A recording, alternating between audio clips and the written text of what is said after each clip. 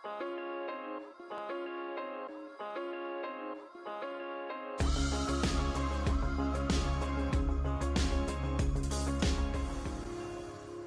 velkommen til en ny episode af De Unges Generation. I denne her weekend har vi tænkt os at følge 3 unge drenge, som skal til fest. Vi har fået lov til at tage dem med til gymnasiefest og 18 års fødselsdag. Og den slags førfest, man også tager til. Lad os gå ind og møde på dem. Vi har også fået lov til at interviewe nogle unge i løbet af festen. Det vil vi se senere i episoden. Men ja, lad os komme ind til dem.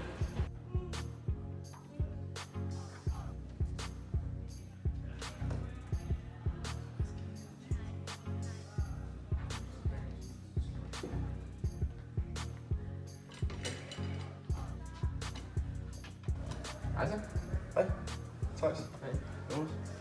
Robert. Holger. Tak fordi jeg var med jer. Det er jeg glad for. Ja. Hvad er det helt præcis, vi skal ud og lave? Jamen altså, her i aften, fredag, der skal vi til noget gymnasiefest, en Halloweenfest på skolen, og så skal vi til noget pre inden festen, mødes med nogle venner. Det lyder spændende, og ja. Men hvad er det? Pre? Ja, Ja, det er en slags førfest, hvor at man mødes sammen med alle dem, man er venner med, så tager man til gymnasiefest. Men der til førfesten, så spiser man måske lidt mad og drikker nogle øl og sådan noget, og så får man det rigtig sjovt, det man tager afsted til festen. det lyder spændende. Hvad med den 18-års fødselsdag? Er der noget specielt ved den, eller er det bare fødselsdag som med lavkage? Og... Nej.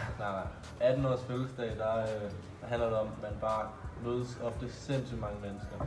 Og så drikker man bare hjernen ud. Og så når klokken den slår 12, så skal alle dem, der bliver 18 år, de skal tage 18 shots. Er det ikke ret meget 18 shots på en gang? Det lyder rimelig vildt og sådan. Ikke så sundt. Altså, nej, de skal jo ned. Det er bare traditionstro. 18 shots, når man bliver 18 år. Selvfølgelig 19, hvis du bliver 19. Det er en 18 års. Så hører man Tommy Sebak imens.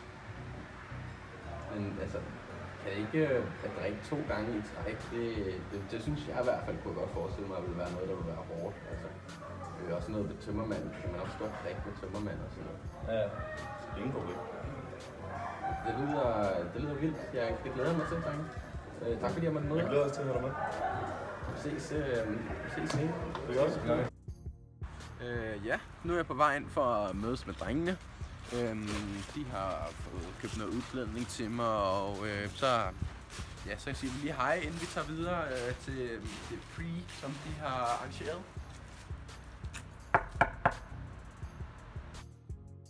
Hej Jonas, hvorfor er du til fest lige nu? Alkohol, det smager skide godt. Kan det bli kallare tro? Jag frågar mig själv varför stanna i nord. Men jag vet att det handlar om flod. Vi ser och vi drömmer detsamma med bror. Så vi jobbar och samlar och taggar så fort vi kan. Landar vi kallade bord. För idag ska vi landa där palmerna bor. Kliver av planen och den där hämtar som träffar min kropp är min galen. Kastar min väska på rummet sekunden efter där vi är ute och spanar på damer. Det här är vad vi kallar för hajer. Tofflorna på den med sanden i hög. Vi stannar och ser vad vi känner som det.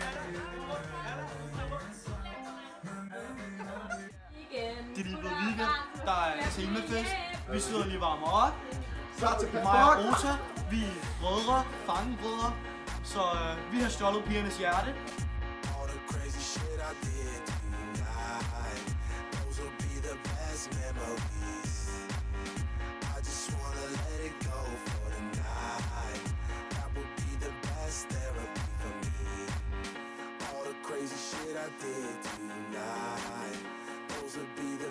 Memories.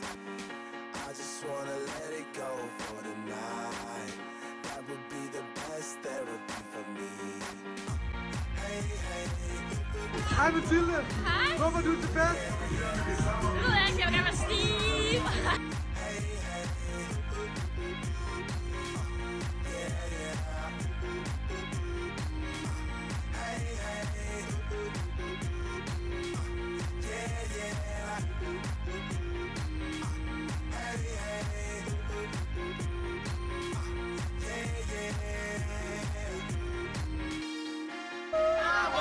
God dag i dag. Hvad sker der i bussen lige nu? Det er Jordan! Buschaufføren har sagt til os, at vi skulle være stille, fordi jeg designerer andre i bussen, og det forstår du. Lige nu er vi på vej hen til en god fest. Vi har festet siden klokken 5. Ja, en god fest. Og hvor høj er promillen? Jeg tror sikkert, at den er 100,1. Måske 300,1. Højere på din promille? Højere. 300,4.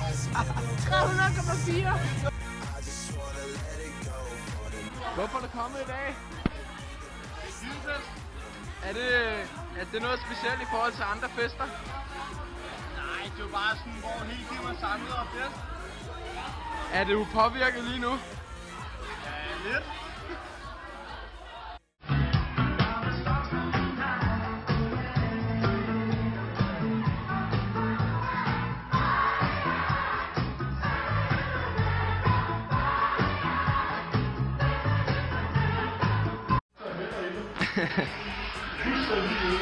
Drikker du, fordi andre er fulde, eller fordi du godt kan lide at være fuld? Jeg kan godt lide at være fuld, det kan jeg sgu. Ej, snak, let's get it. Går du tit til festen, imens du er påvirket? Hell yeah. Har du nogensinde været til fest uden at være påvirket? Hell no. Skiller gymfester sig ud fra andre fester? Hell yeah, fordi det er fucking frisk, og alle gutter når det er tema, sådan alle folk er udklædt, det er fucking frisk, og vi har det fucking sjovt. Synes du, det er dårlig stil, hvis man ikke er udklædt? En smule. Men det var fordi, man er lidt klædet, så. Ja. Sorry to say, men det er lidt sådan. Fordi det er lidt sjovere, når alle er udklædet, så man kan kigge på hinanden og griner hinanden og sådan der. Jeg er helt fandme klar at se på. Smiler ikke af? Hvad er du udklædt som i dag, Johan? Nej, jeg er en voksen baby. Hvorfor fik du den her skørt i?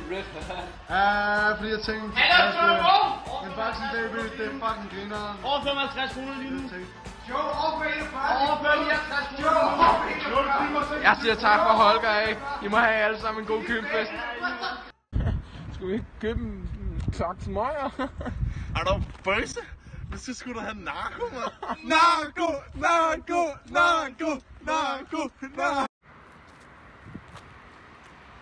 Nu er vi så på anden dagen. Jeg har godt nok lidt tømmermand og har det ikke så godt, men ja, jeg er på vej ud til drengene nu. Og så skal vi til 18 års fødselsdag senere. Og jeg tror, det bliver super hyggeligt, og det bliver i hvert fald en oplevelse, jeg ikke har prøvet før på den måde, som de gør det. Goddag Holger, hvordan har du det efter gårsdagens gymnasiefest? Jeg har det sgu okay, det blev ikke så sent, men vi startede tidligt. Jeg er sgu dårlig. Men ikke noget ved en bajer kan jeg røre. Skal vi ikke bare have nogle procenter ned?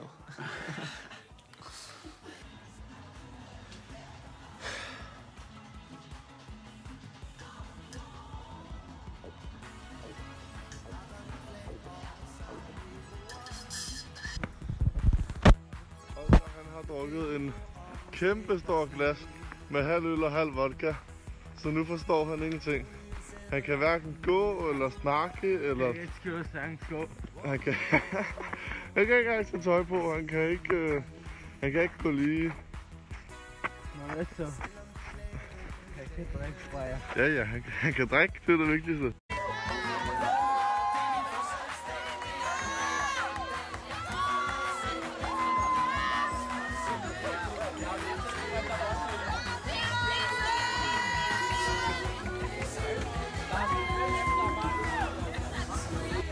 Om hånden.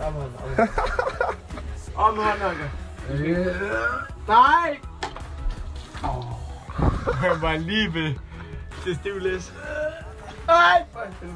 Sgu da op i vasken. Helvede, mand.